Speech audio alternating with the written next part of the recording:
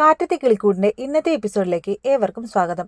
ഹരീഷ് പറഞ്ഞു, നമ്മൾ ദിവസവും ഈ വീട്ടിലേക്ക് വരുന്നതിന്റെ കാരണം സുഭാഷേട്ടനാ. പക്ഷേ അതിനുവേണ്ടി ജീവിതം മുഴുവൻ സുഭാഷേട്ടൻ നമുക്ക് വേണ്ടി ഒഴിഞ്ഞു വെക്കണോ? പാവം, തനിയെ പോട്ടെ, ഇനിയെങ്കിലും സ്വന്തം ജീവിതം ജീവിച്ചു തീർക്കട്ടെ.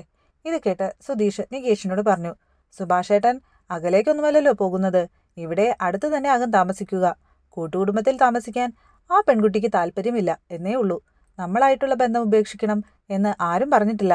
സുഭാഷേട്ടനെ എന്നും നമുക്ക് പോയി കാണാം. എന്നും സുഭാഷേട്ടൻ ഇവിടേക്ക് വരികയും ചെയ്യും. സുഭാഷേട്ടൻ ഇവിടെയില്ല എന്ന് വിചാരിച്ച് നീ വിഷമിക്കേണ്ട.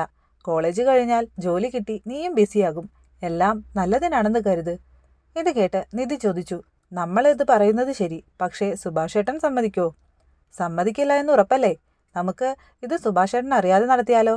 കല്യാണം കഴിയുന്നതുവരെ ഇത് പുറത്തറിയരുതെന്ന് നമുക്ക് പെൺവീട്ടുകാരോട് പറഞ്ഞു നോക്കിയാലോ? സുധീഷ് ചോദിച്ചു. ദേ, ഇയാളുടെ നുണപരിപാടി ഇതിലേക്ക് ഇറക്കല്ലേ. സുഭാഷേട്ടന്റെ ജീവിതം ഒരു നുണ വെച്ചിട്ട് ഉണ്ടാക്കണ്ട. എങ്ങനെ സുഭാഷേട്ടനോട് ഇത് പറയും എന്നെനിക്കറിയില്ല.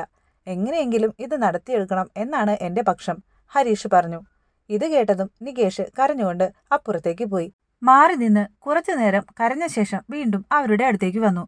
എനിക്ക് ഓക്കെയാണ്. സുഭാഷേട്ടൻ സന്തോഷമായിട്ടിരിക്കണം. എനിക്കത് മതി.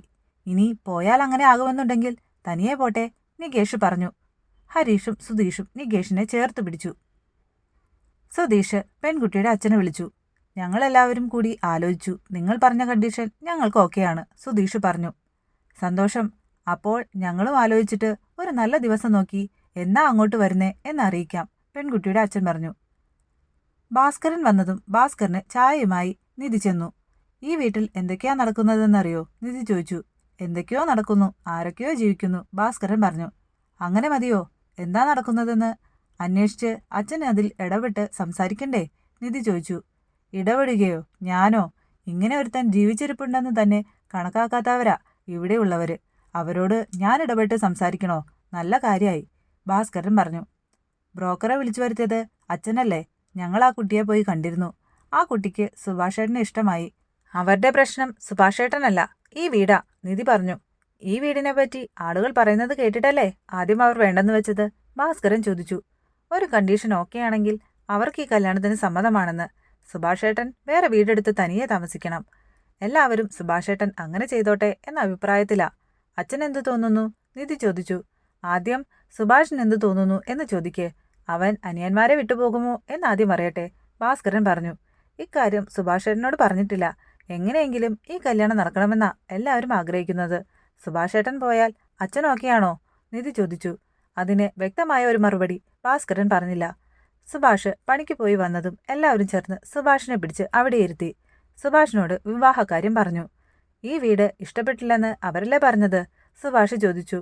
അന്ന് അങ്ങനെ പറഞ്ഞത് ശരിയായില്ല എന്ന് ഇപ്പോൾ അവർക്ക് തോന്നിക്കാണും, സുധീഷ് പറഞ്ഞു. അങ്ങനെ അവർ പറഞ്ഞ കണ്ടീഷൻ സമ്മതിച്ചു എന്ന സത്യം സുഭാഷിനോട് എല്ലാവരും മറച്ചുവെച്ചു. നിധി സുധീഷിനോട് പറഞ്ഞു.